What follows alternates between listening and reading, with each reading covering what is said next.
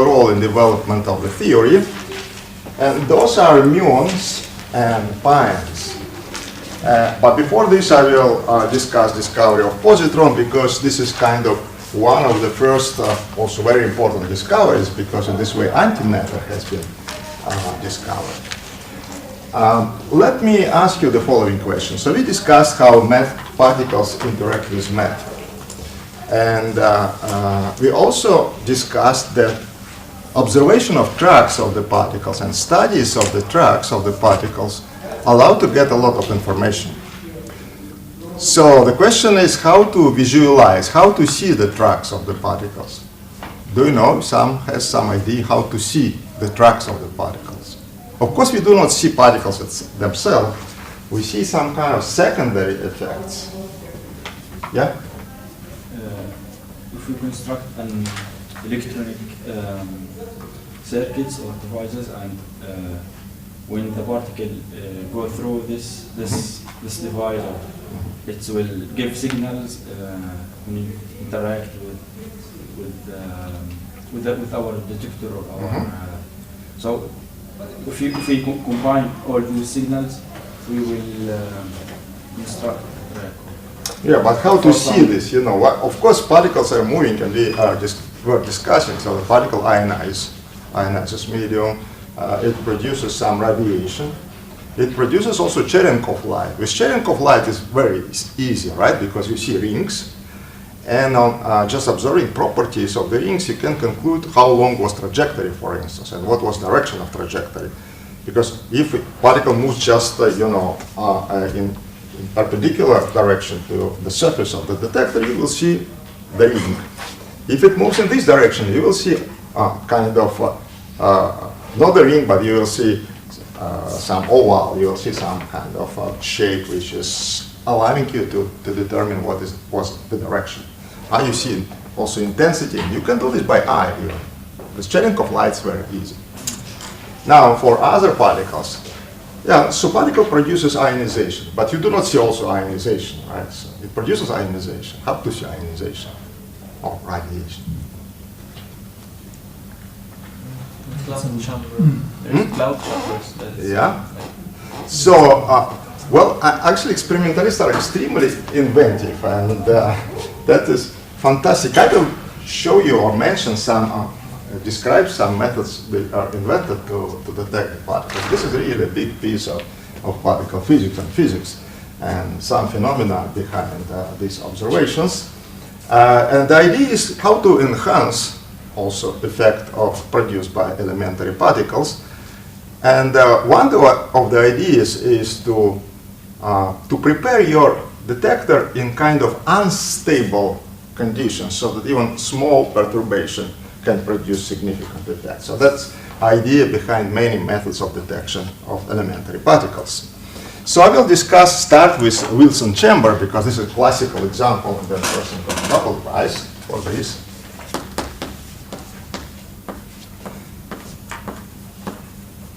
And we will discuss other methods and devices to detect. So Wilson cloud, let me put here. Wilson cloud chamber. That was invented in 1911. And it is based on phase transition.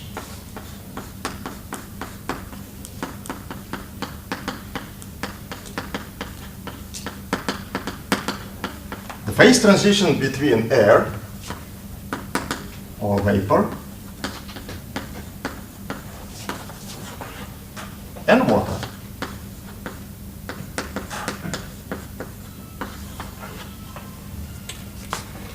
So the idea is to create the system in unstable conditions. And in this case, this is gas, vapor,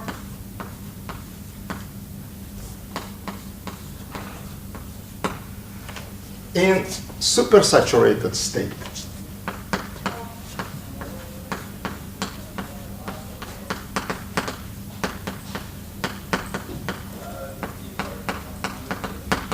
So this is the state, which means temperature and pressure. such that it should already correspond to water. However, if you have a very pure material, then you still have the gas or vapor. And it should be some small perturbation which will trigger eventually the phase transition. So that's the whole idea.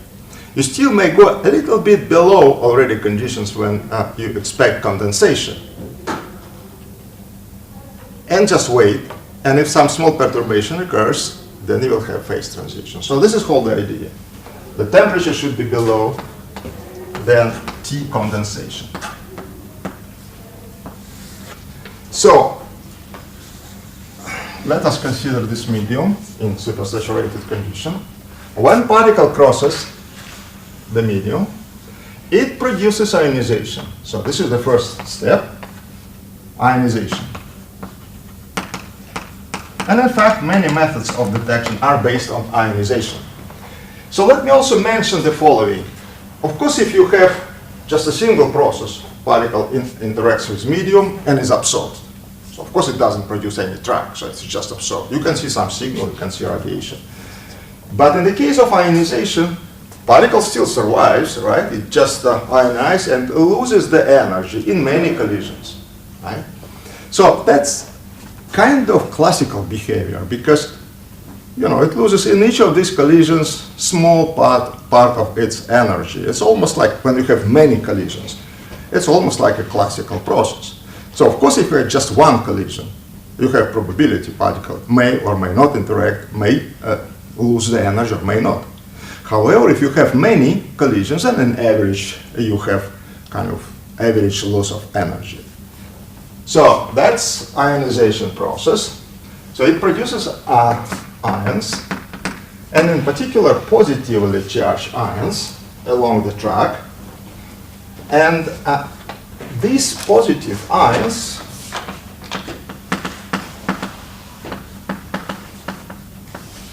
they trigger the process of condensation. So they act as impurities.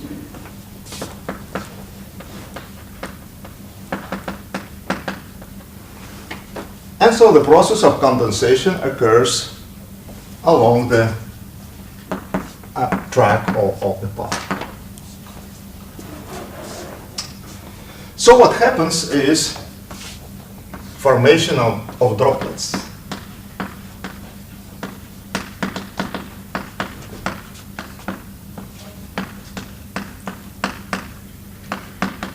Of water.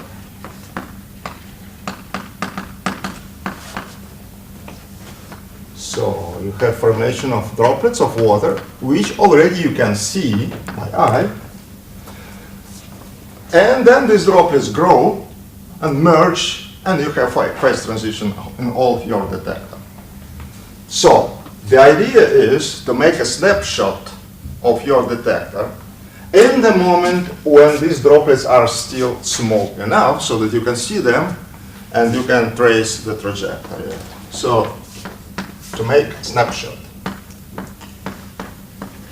So you have camera and make a photo of your detector. Now the question is that you need to do this photo in very narrow interval of time, right, before droplets became very big. So the question is how to do this. Of course, nowadays we have some special devices which actually trigger the process. So we put some other devices around our detector which actually signal that something comes to your detector, and then it switched the camera. In the early days, people just did randomly photos. In many of them, there's nothing. However, if you are lucky, you can make the photo when something happens, some particle passes through your detector. And then you see the photo of this track of the particle. So let me briefly describe what is this Wilson chamber. I will show, I think, tomorrow many photos and so many slides, and so you will see this, how it looks like. It's kind of small device of this type. It's something like 16 centimeters, I think, in diameter, and 3 centimeters in height. So inside this chamber, usually experimentalists put some plate. And in main it was just plate made of lead, and I will explain why it is needed. So this plate with lead. Now the camera is connected to pump.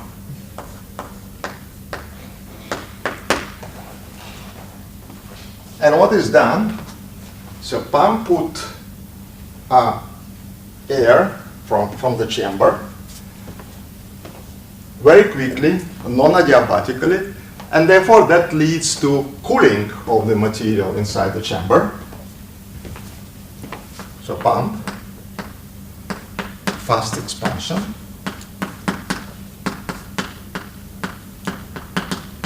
and cooling, so that leads to cooling. And that leads to supersaturated state of the vapor inside the chamber.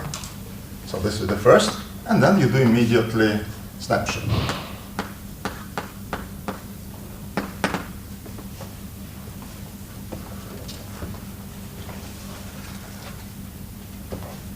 So it's quite simple, and the chamber is here, and you do snapshot to see what's going on there.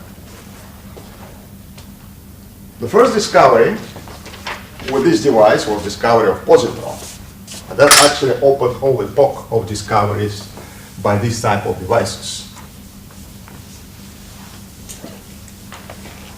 So positron has been introduced after Dirac equation has been written as a solution with negative energies.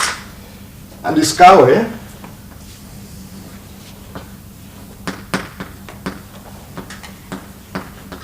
positron has been done by Carl Anderson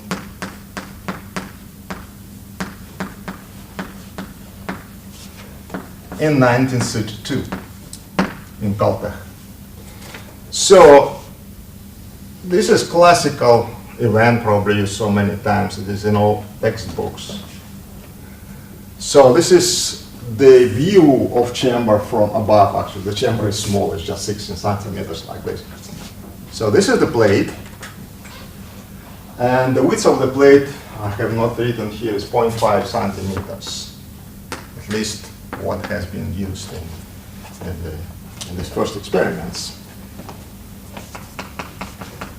So in one of the pictures, Anderson saw the following track.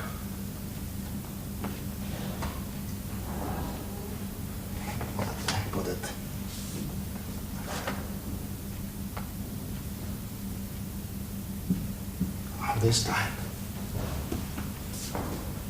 By the way, he used magnetic field, which is also a common technique. So we not only observe the tracks, but we act on the particles. We manipulate particles, and that allows us to study the properties of the particles.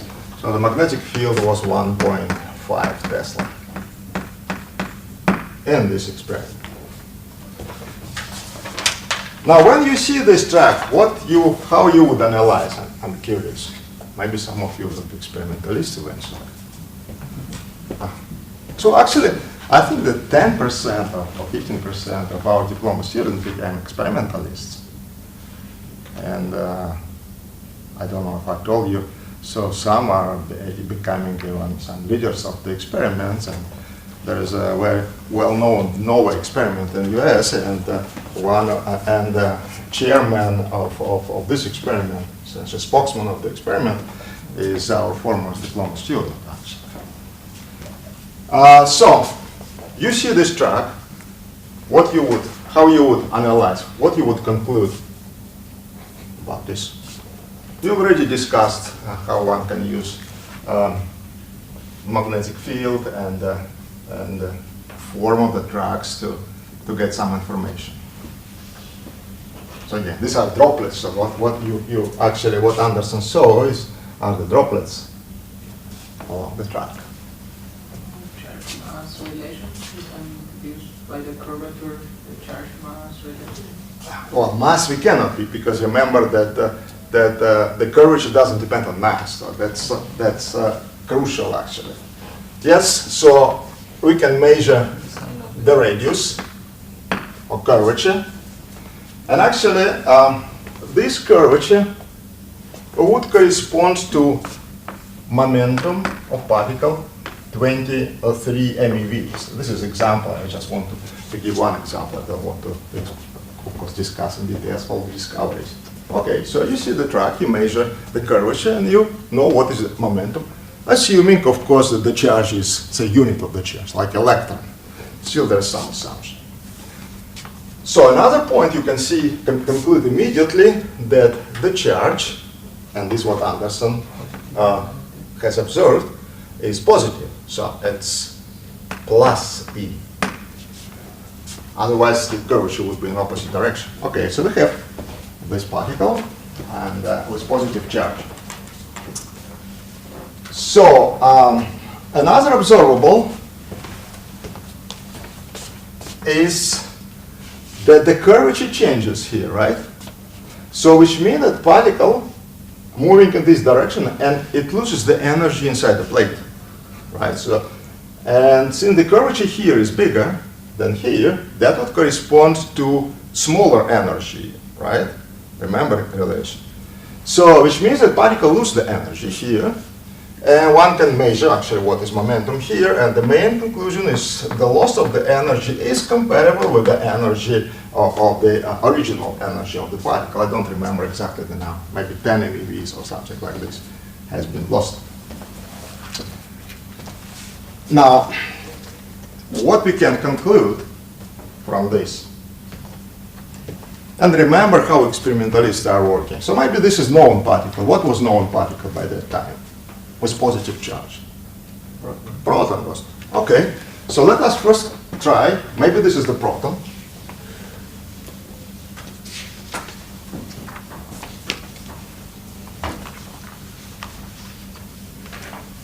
So now this analysis, right? So these are observables in our analysis. Maybe so this particle is proton. Now we know what is the mass of the proton. And if momentum is 23 MeVs, that it is highly non-relativistic, right? So the P is much smaller than the mass of the proton. And the mass of the proton is 938 MeVs, and here we have 23. Now, what is the mechanism of energy loss for proton with this energy and this momentum? It's ionization. So it's not accidentally I devoted one lecture, but it's just for you to understand things, right? So ionization. So you conclude ionization.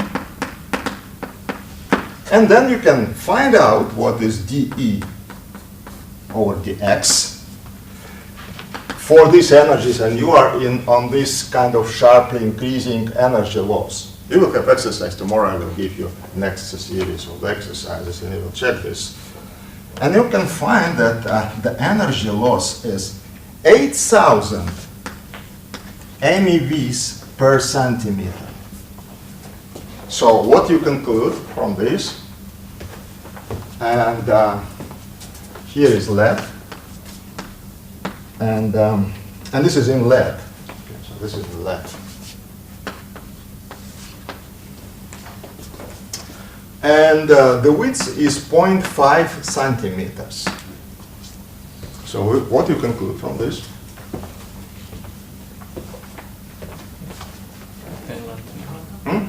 It cannot be the proton. Yeah, it cannot be proton because, you know, in half a centimeter it will lose 4,000 MeVs, and it has only 23. So which means that proton will be just absorbed. So it cannot be proton.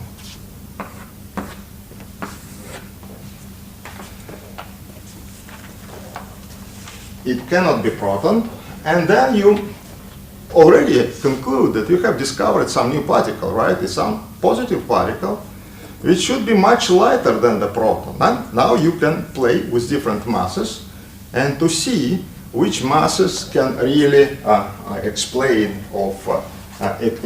this type of energy loss. And what has been concluded that the mass of the particle should be smaller, at least in the first, just from this event, than 2 masses of electron. If it is smaller than 2 masses of the electron, then this particle loses the energy on radiation, right? And you can compute what is the energy loss in this lead, 0.5 centimeters, of particle which loses the energy on ionization. And it happens that really you can then explain this energy loss. So the energy loss will be about this 10 MeVs. And you conclude that you discovered new particle with a mass smaller than 2 masses of the electrons, which loses the energy on radiation. And clearly this is consistent with hypothesis that this particle is positron.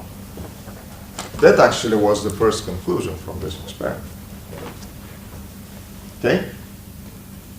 So again, I'm repeating, I want you, at least from my course, to actually to see how our knowledge emerged and why different notions are introduced in this way or in another way. So how we really get information from the particles. So this is discovery of positron. So this is not a joke, and the person got a Nobel Prize. Okay?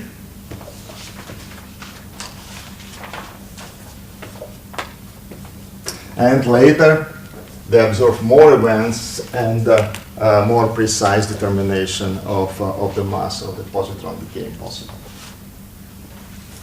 Questions?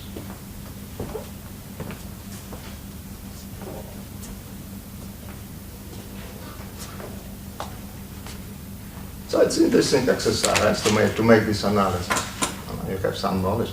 What's interesting, you are you want to do some very sophisticated things, but I will kind of check again. And it looks like even kind of simple things. It's, when you see this in the first time, of course, if you learn this something, look at the books. So after all, it's easy. But when you meet these things for the first time, well, it's not so immediate, right? You need to spend time and to think what's going on. Okay? So our next discovery is discovery of muon.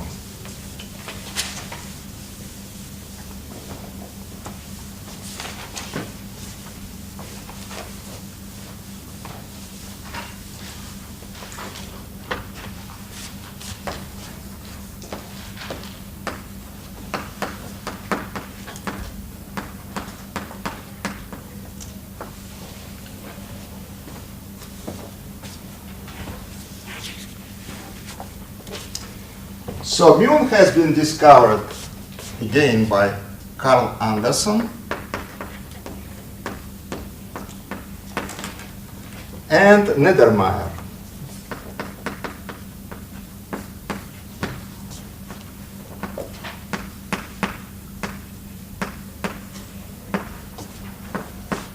In 1936.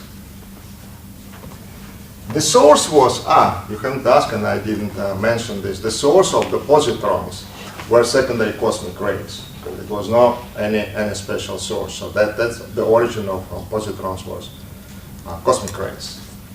So here set up is again the source, cosmic rays.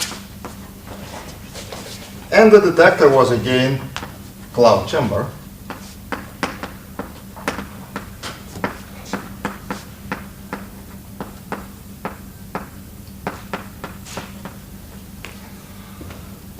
So Anderson and Niedermeyer saw the tracks quite thin with not strong curvature and not a big loss of the energy inside the plate. So the tracks corresponded to charged particle, of course. And he observed actually tracks with both positive, which would correspond to both positive and negative charges. So these tracks are thin, and the change of curvature is small.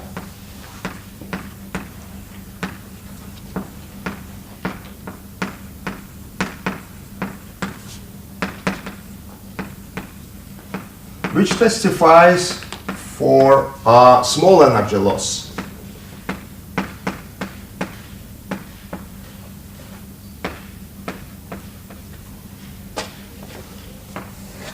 So again, magnetic field was used, and typical momenta for these events were, say, several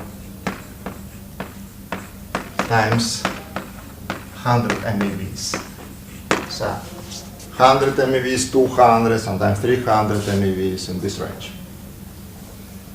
So how to analyze this? Can this particle be proton? Again, the first question is. Particle is non-relativistic in this case, proton, because this is a few hundred MeVs, and proton is say 900 MeVs. So particle non-relativistic, and then one would expect big energy loss onto ionization.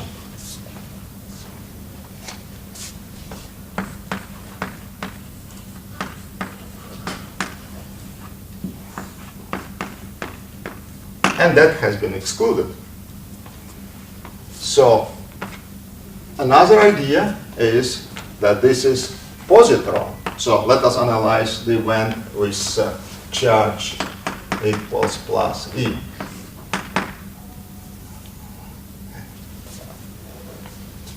So can it be positron? If it is positron, then for these energies, this positron is highly relativistic, right?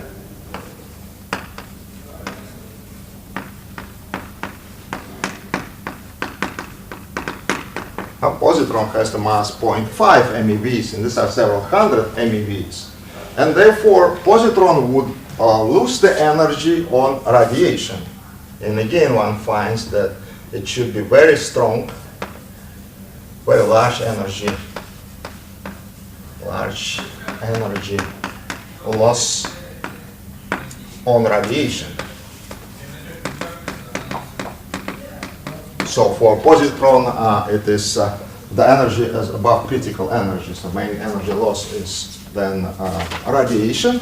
And then knowing the formulas which I have presented, you can compute what is energy loss here. And again, conclusion that cannot be, because otherwise the positron cannot, with these energies, pass through the plate. And so, kind of excluding known particles, we come to conclusion that something new has been found. So that's already another discovery. Simple, right? So everything is simple, actually, after all. Then playing with the mass, you can find which mass could actually satisfy conditions that energy loss is not big enough. And one arrives at the conclusion that the mass of this particle is about 1/10 of the mass of the proton.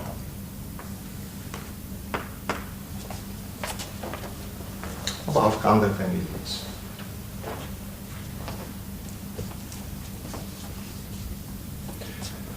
So radiation is negligible for this particle, and this particle loses energy onto ionization.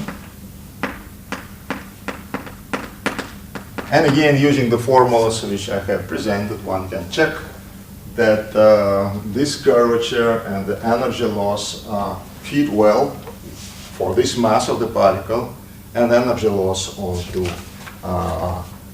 ionization. So at some point it was confusion, so because people thought that this is Yukawa particle. By that time, Yukawa has introduced first theory of strong interactions. And according to Yukawa, strong interactions between nucleons inside the nuclei are due to new forces, which are due to exchange of new particles. So Yukawa particle with the mass around this 100 MeVs. And so first idea was that it probably is this Yukawa particle. Then because of a decay rate was not matching, that was refused. So that was then accepted that this is something new. It is not Yukawa particle. Some events have been found when this particle decays inside the detector. So let me now discuss decay of particle, which is called Muon eventually. Mu meson, or what we call now Muon.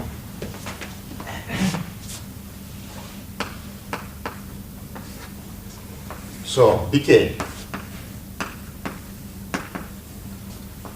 Particle, we saw this particle. And then the track is like this. So you saw the events of this type in the chamber. So how you would interpret these events? Again, if I will tell you it's easy, but you can first try. So how you would analyze this? By the way, what has been found that that track corresponds to electron. And this is what is identified with Muon. So which kind of the properties you would extract from this? Is this the image that we get from snapshot? Yeah. Well, I should add also another point. So a number of events of this type has been observed, and important property is that electrons have continuous spectrum.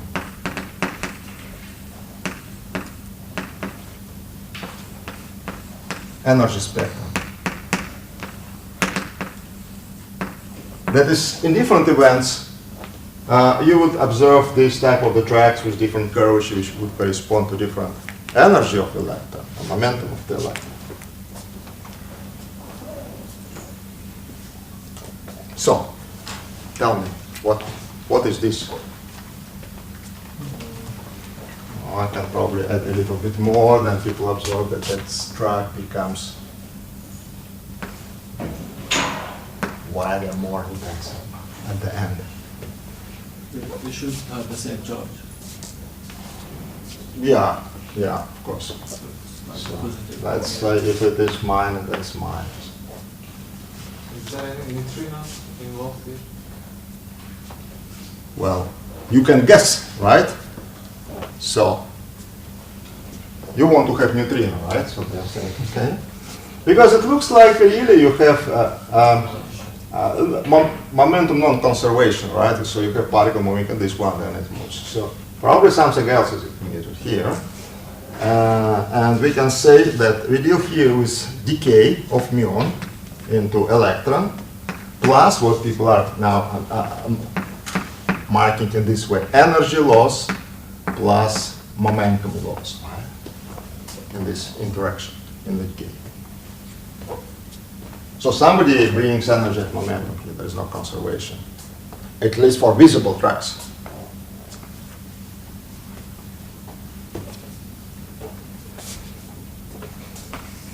So, interpretation.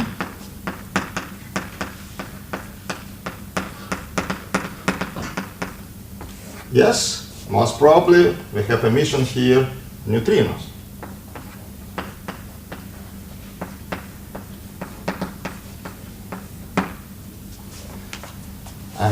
it's common to blame neutrinos if you have loss of the energy and momentum. And still people, if you see some events of this type, so even at LHC, if you see something and you do not see, you do not match energy and momentum conservation, most probably you have production of neutrinos. And by that time, of course, neutrino was known as something which actually taking the energy and momentum. So neutrinos, how many neutrinos should be emitted? 1, 2, 3, 1? 1 is enough. 1 is enough, okay.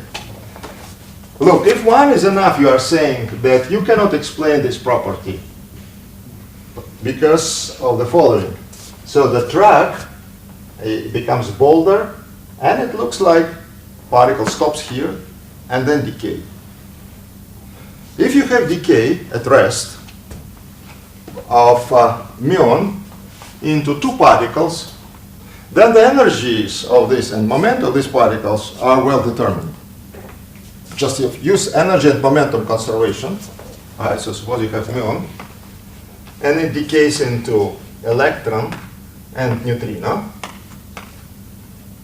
then applying energy and momentum conservation, you can find what is energy and momentum of these particles. Actually, analysis is very simple. Since electron is much lighter than muon, and neutrino is massless in the first approximation, then the energy of electron should be half of the mass of the muon.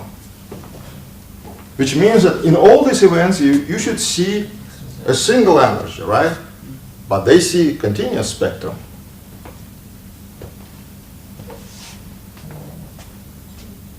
Which means that 1 particle is not enough. So the conclusion is that actually 2 neutrinos should be emitted.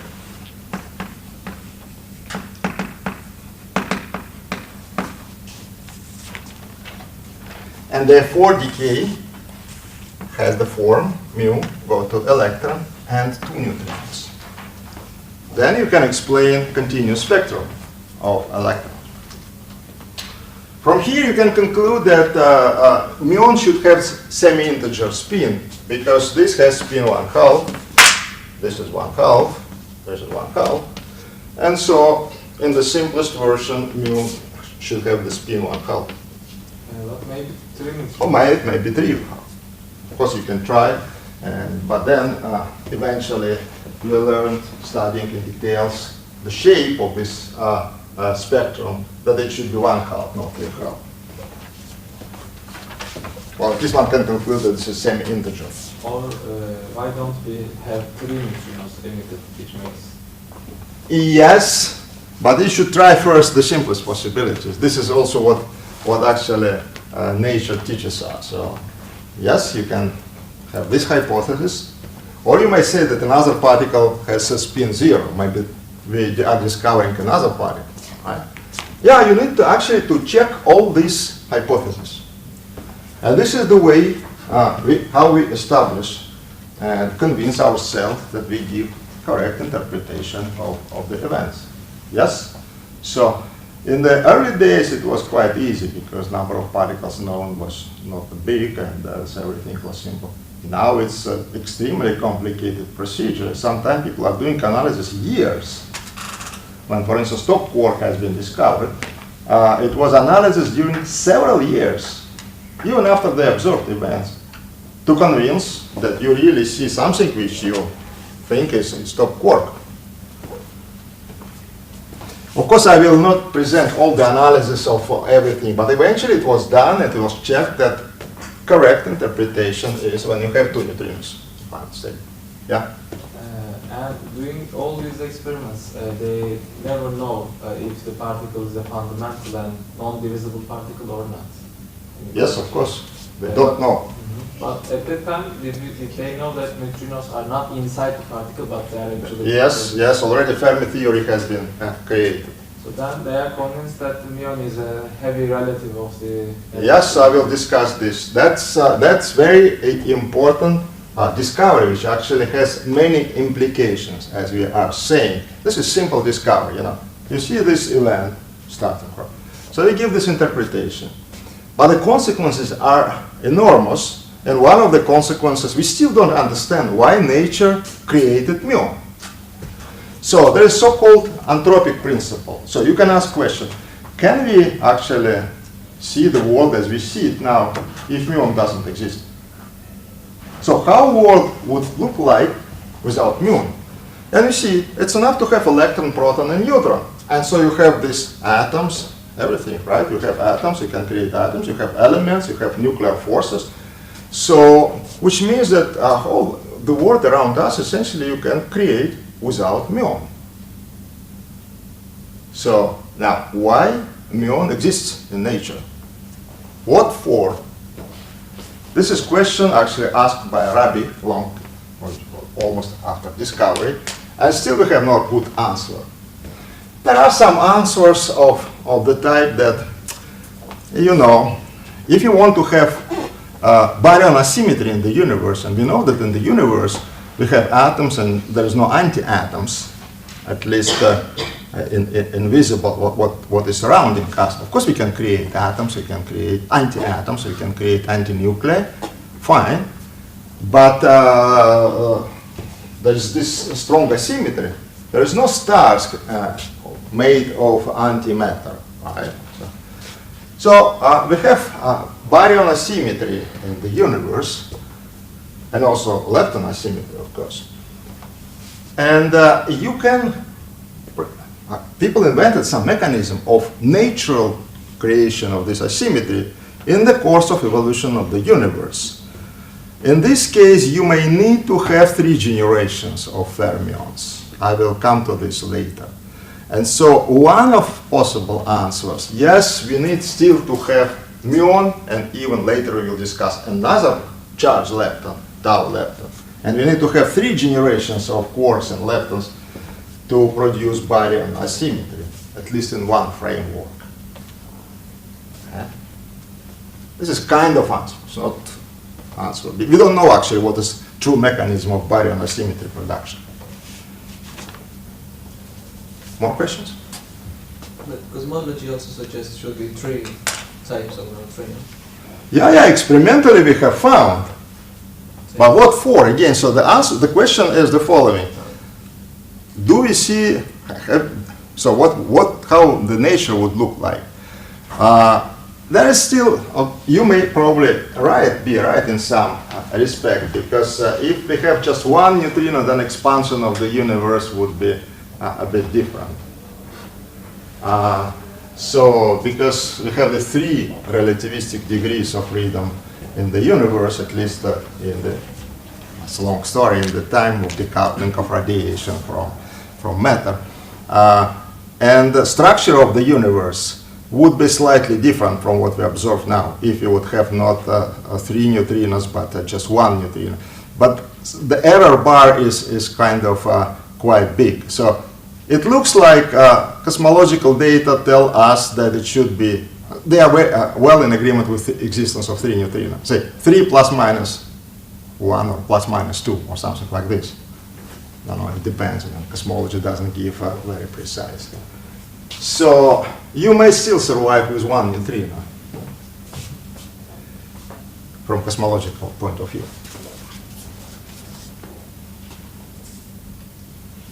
So now let me discuss in more details theory of muon decay.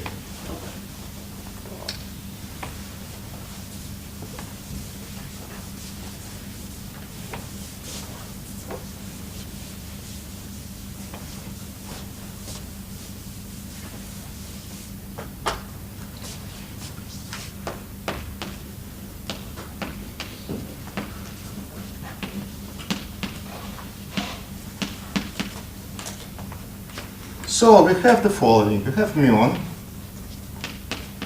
and the final state is electron and 2 neutrino. So how you would construct the theory? So any idea? So what you would write for, say, Hamiltonian, or how you would describe this? Just like the weak beta. This is because you know, or you are inventing now? Actually, it's the only option that I have. So it's a right move, because what we are doing first, we use analogy. Remember, I was saying, so try to use what we have already, what we knew already, and one immediately observes that there is a kind of analogy to beta decay.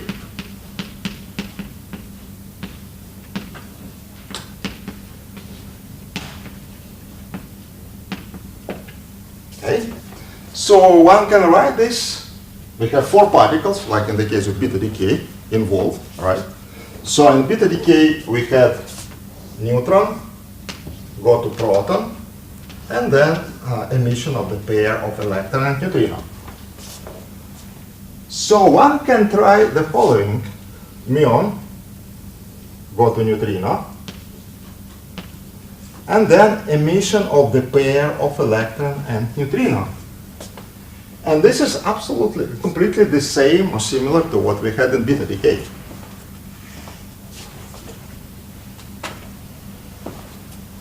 So we can try to describe muon decay as interaction of 2 currents.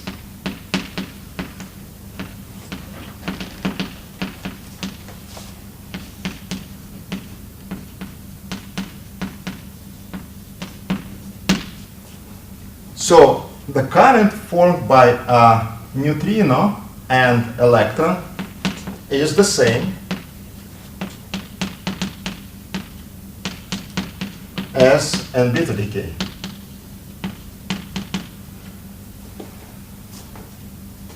But now we need to introduce another current, which is formed by muon and neutrino.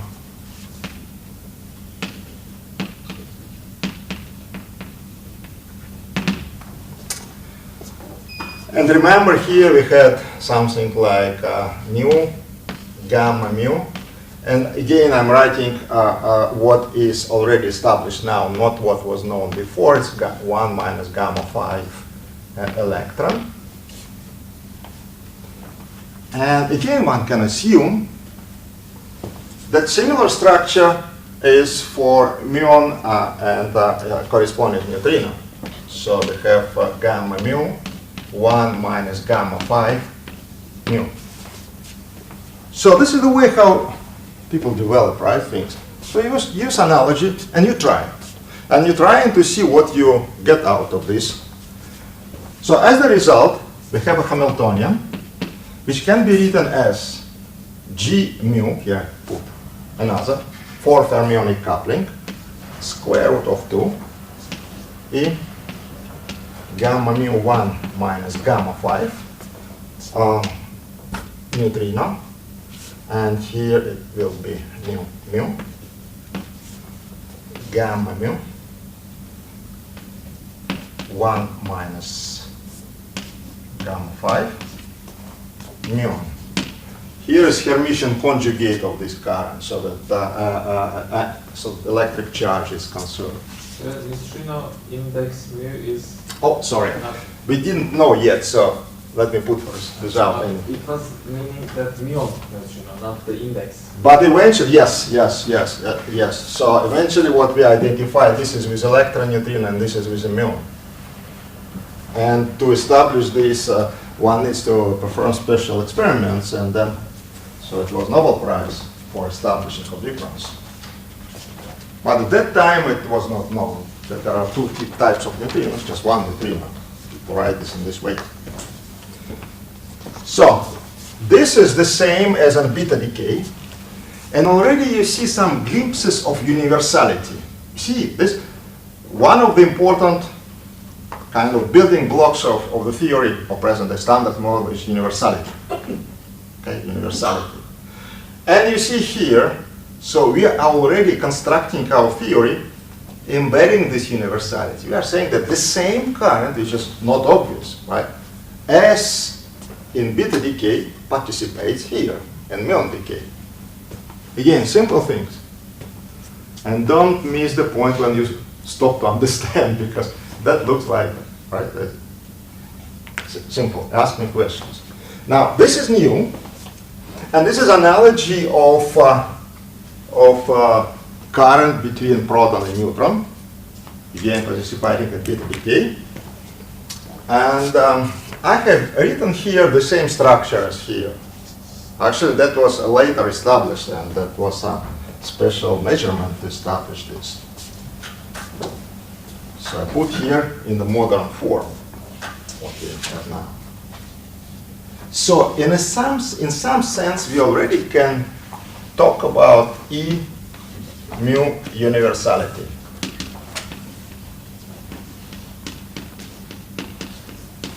Universality emerges from this construction of the theory of muon decay.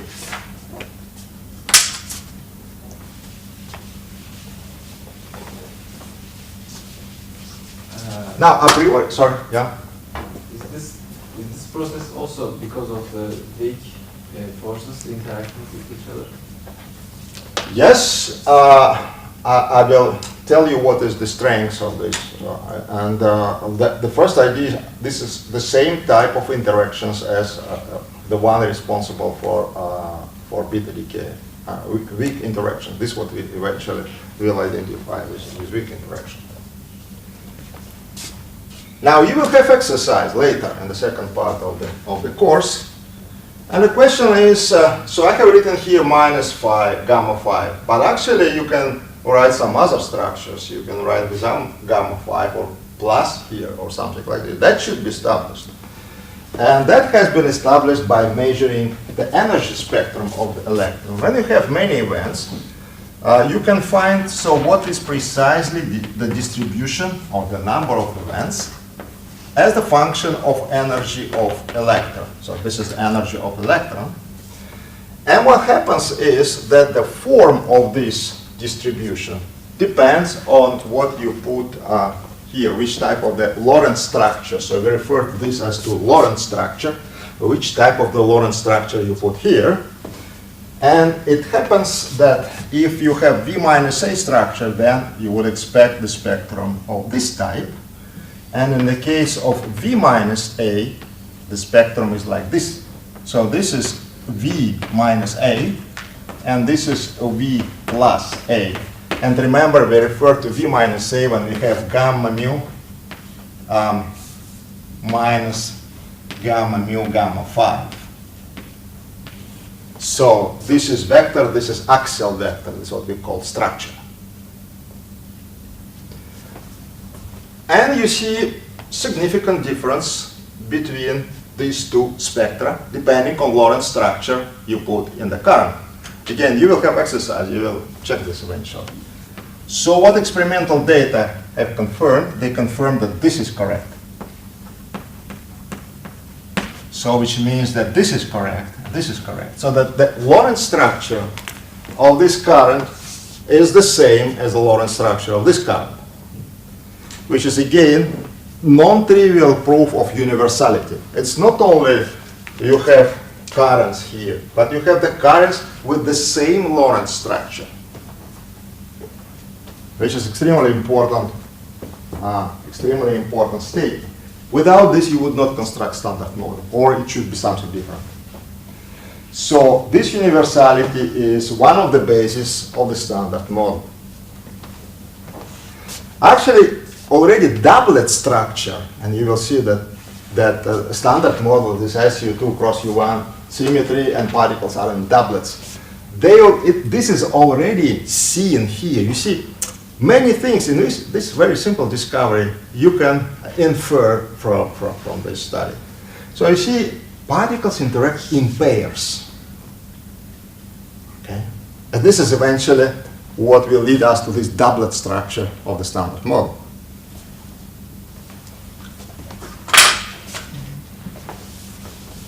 By universality, we mean that electron and muon act in the most similar ways. For time being, they act through the currents, which have the same structure. But this analogy is even further. They have even the same coupling constants eventually, what we will see. Yes, unless muon can decay and electron cannot. Yeah, so the difference is in the masses. So, and the only difference what we now conclude, of course they are not the same, absolutely, but all the difference is related to difference of masses.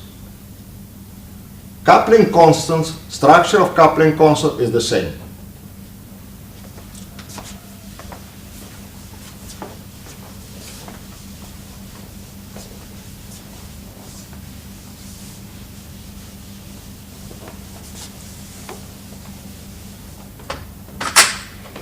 So let me introduce decay rate.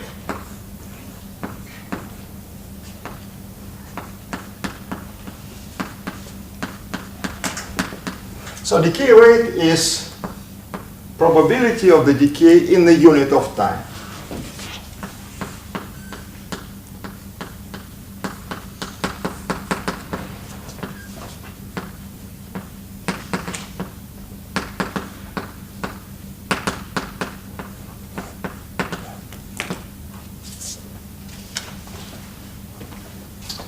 So, if we have n particles in initial state, decaying particles, in our case it will be muon, however, everything is applied to other decays also, n particle. Then the number of particles, or let me put it n0, then the number of particles changes because of decay, and this change is governed by a question gamma multiplied by the number of particles, right? So the change of the number of particles is given minus decay rate, number of decrease of the particles multiplied by n. So integration is trivial, and it gives for us this exponential though, n0 minus gamma t. And this is how number of particles change with time. So we introduce also lifetime of particle,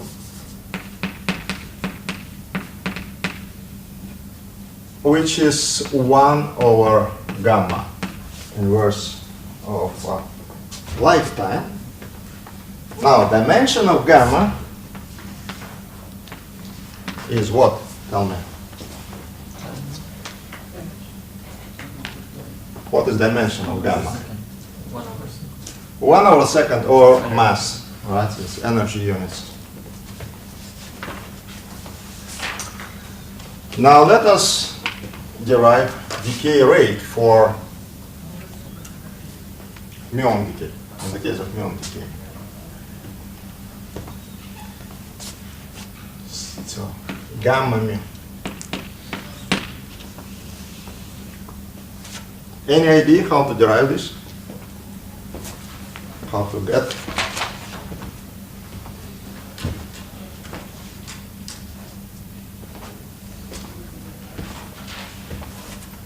So let us use dimensional analysis.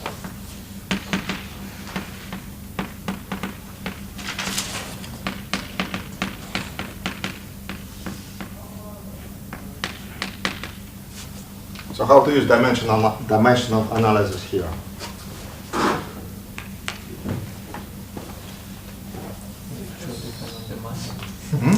Should depend on the mass of the muon. Yes. The only information we have. How you would, what you would write for gamma mu?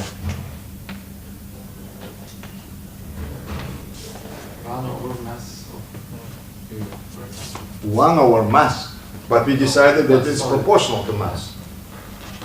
So it's proportional to the mass. Uh-huh. Muon. How about coupling constants? The charge. Coupling constant has the dimension of 1 over mass squared or mass squared something like that. Well, remember Hamiltonian. Look back at the Hamiltonian. We actually used already these arguments in the case of cross-section or neutrino scattering. What you would write here.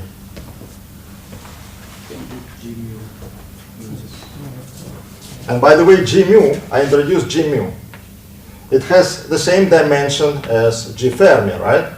Because it is in front of the same 4 fermionic structure, right? So then what we should write here?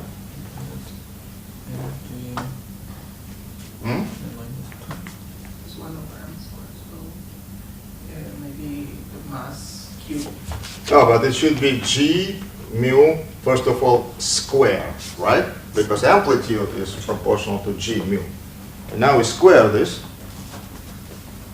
Now what else? So this has dimension 1 over mass to the 4. So 5, so not just 1. So mass of the muon to the 5th power. But in this problem we have some other masses, right? We have mass of the electron. However, you see the mass of the electron and mass of neutrino are much smaller than the mass of the muon. And then indeed, you can write such a dependence, the mass of muon to the 5th power. In most of the cases, it works. It doesn't work in some special cases. And I will discuss then Pine decay and Pine decay rate. In the case of Pine decay rate, this type of the argument doesn't work. And I will show you why. But in many cases, it works. So, which means that we have dominance of one scale, and in the first place, what you should write here, the biggest scale to the 5th power. You may still have some corrections, say, of the order of mass of the electron of the mass of the muon over the mass of the muon. That you can, of course, have. But in the first approximation, it works. So, exact expression, at least in the lowest order in the perturbation theory,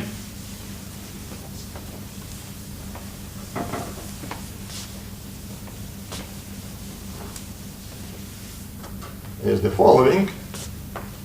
Gamma, and this is total decay rate, is G mu square, mass of the muon to the 5th power, and then 192 pi cube.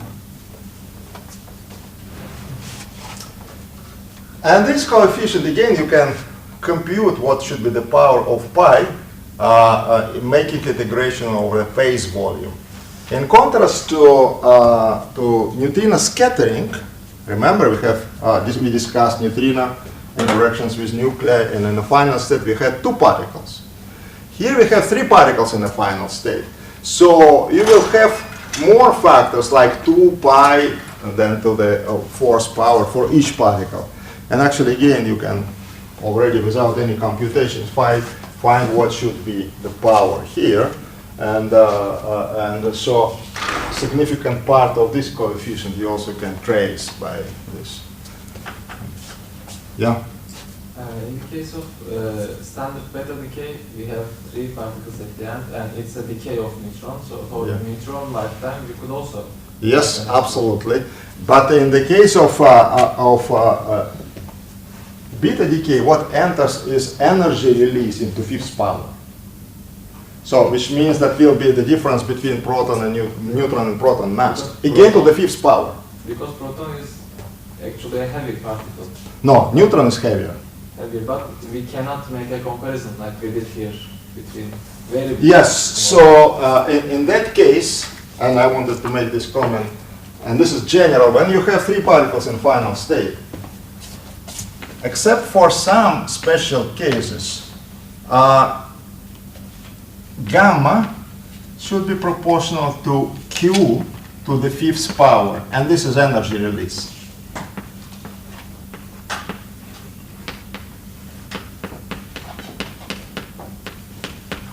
So in the case of muon decay, this is approximately mass of the muon, because others are heavy, much lighter.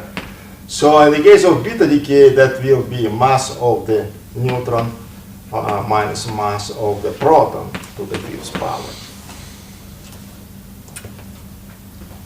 That's good to remember, that in the case of 3-body decays, you will have dependence in the 5th power. So this is generic property of 3-body decays. When you have fermions of 3-body fermion in final state. Now, since you know what is gamma, and since you know what is lifetime, and you can measure this, so you measure tau mu, and therefore you know what is gamma mu. You can find what is this G mu. And actually tau of muon decay is 2 10 to the minus 6 seconds. Actually, it's worthwhile to remember this number. 2 10 to the minus 6 seconds. So if you, for instance, are discussing decay of heavier leptons, you can rescale using this fifth power to this decay. Now, knowing this lifetime, you can find what is this G mu, right? Because this is only unknown, so you know what is the mass of the muon, and G mu is also unknown, the only which is unknown. What was amazing is that this G mu was quite close to Fermi coupling constant. So this is another manifestation of this universality, and universality of weak interactions. Not only the weak interactions, and we have discussed two processes, we will discuss more, have the same Lorentz structure. They also have the same effective 4 fermionic coupling.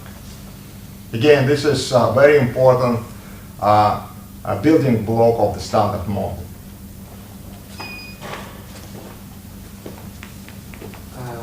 Did we have a particular reason to choose G to the G squared in lifetime? Sorry? Why did we use G mu squared or G f squared in the gamma calculation? What you want to use? Like we could use any other power too, but like No. So you have Hamiltonian, which is proportional to G mu or G. Actually, I said this. So when you compute probabilities and amplitudes, you first compute matrix element between initial and final state, right? And then you compute moduli square. So this is constant. You, of course, when you compute matrix element, you are doing some integrations. But this is constant, you can put it out. So which means that no way you get this G squared and the rest. So. But why did decay rate include the G to the 2? Why did you use this in the decay rate? Like, because it's Well, this is the same. What this is general. Why? What? I don't understand your question. I mean, you are Decay or cross section or whatever it is. If you use this Hamiltonian, which you have derived, and Hamiltonian is proportional to G, and then there are these currents. and all decay rates and cross sections are proportional to this amplitude. Yeah.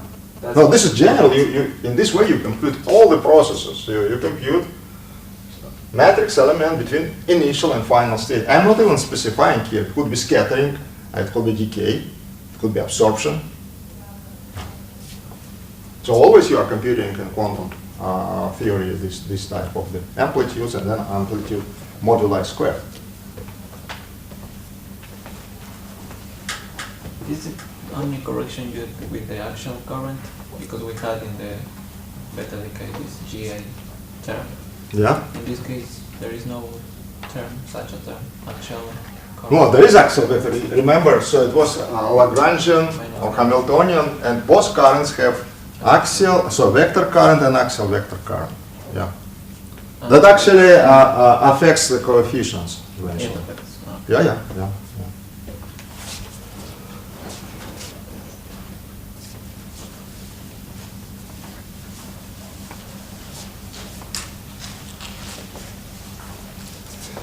So let us start discovery of pions, and then we continue tomorrow. Again, extremely important discovery, and many things to learn from this, but maybe I'll just repeat because various things we already mentioned before about this. Wait a minute, so let me finish and then you will. So, what are implications of this discovery? And then we will continue. So the first is that we have discovered new particle, which looks like a similar to electron in many respects, but mass. So M mu is not equal to B. So this is so-called mu-E problem, which I have already discussed. So why nature created the second lepton. And this is beginning of so-called flavor problem, which we are still, struggling with now. So we discovered these replicas of all other particles, other quarks and leptons. So nature creates these several generations, 3 generations of leptons and quarks. We don't know still, and have no explanation of difference of masses. We have no explanation of masses. Not only this, we have no explanation of difference of mass or ratio of masses. So this is one of the problems you may probably work eventually, maybe. Maybe you will solve. Certainly will get Nobel Prize if you resolve this problem. That's no question. Yeah, so question. So we can compute the cross-section for the Muon decay process, right? Decay rate. For decay, we are... No, yeah, I see. So don't have... it's decay without an interaction with another... Yes, it's decay in vacuum, in free space now. Okay, so we start to discuss discovery of fine.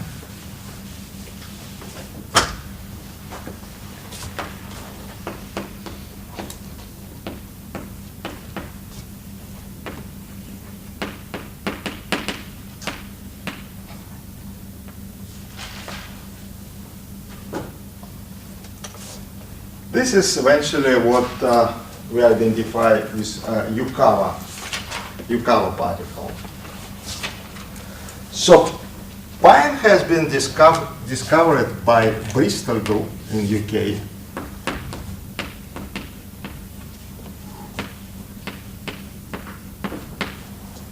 In 1947. The source was again cosmic rays, but the detector was different, and the detector was photographic emulsions.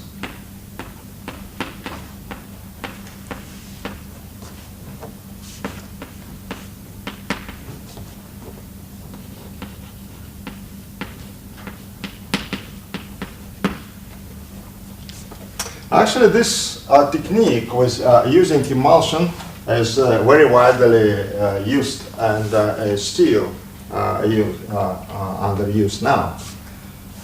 So let me say a few words about this technique before we will discuss events.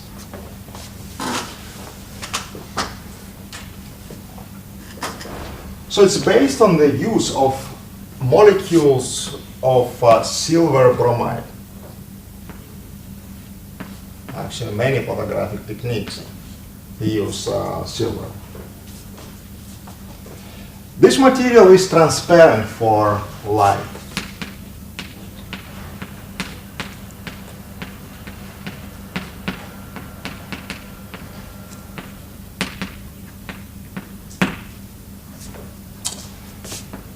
The method works in the following way.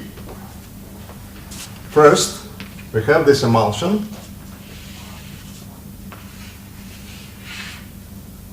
Particle passes through emulsion and ionize these molecules.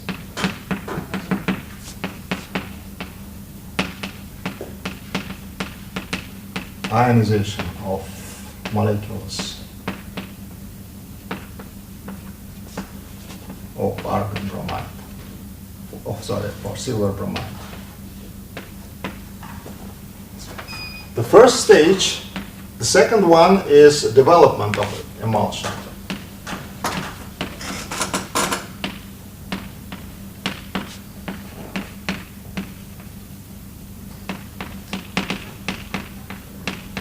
So this is chemical procedure which leads to appearance of free silver atoms.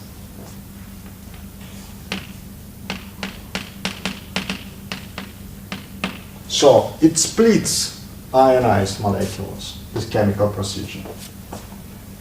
Now the third, what happens when you have these free atoms of argon, silver,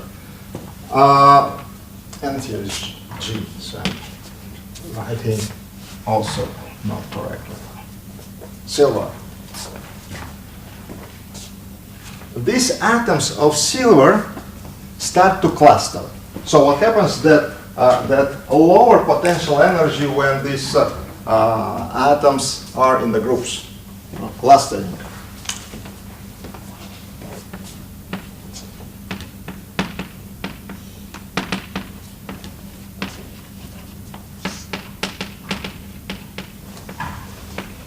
Of silver. And formation grains of silver. And these grains are already opaque for the light. So which means that they absorb light. And this is what we really can see in the emulsions. We can see grains of silver. So eventually this ionization is transformed into grains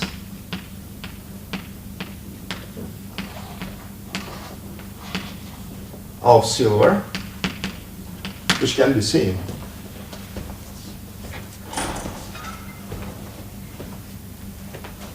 Okay, so the questions, and we will continue then tomorrow with this discovery. Yeah. In the cloud chamber case, we for the gray energy loss, we only consider the energy loss in lead, right? No, people did experiments with other materials too. If you But I mean, the air vapor is also causing some energy loss, but we neglect that. Right? what was In the cloud chamber, Yeah. when they pass through the Yeah. saturated vapor, in that, it loses energy, of course. Yeah. are you considering that loss too? Yes, because I mentioned even once, for instance, when muons have been discovered in the cloud chamber, they saw that the track becomes wider. And so they concluded that the energy becomes lower already on the basis of increase of the energy loss. Yeah. Yes, through the track Yeah. holdings. Yeah. To make the calculation of which momentum the particle comes, we basically just use the No, that can be easily taken into account. Actually, when I have written track for electron, it looks like here, and then it becomes the changes in curvature because of energy loss. No, that's easy to understand. Once you identify what is the mechanism of energy loss and you know what are the formulas, that can be computed.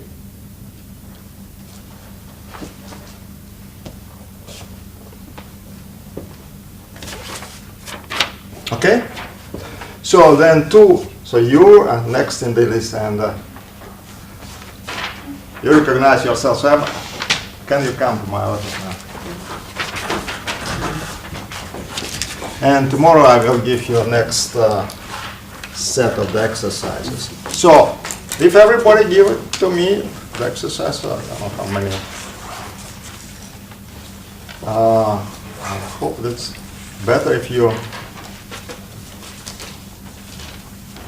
So that one is not. I hope you have signed, right? Somewhere your name can be found. Right? So that, for instance, okay. So this is just one page. Oh no, 2 pages.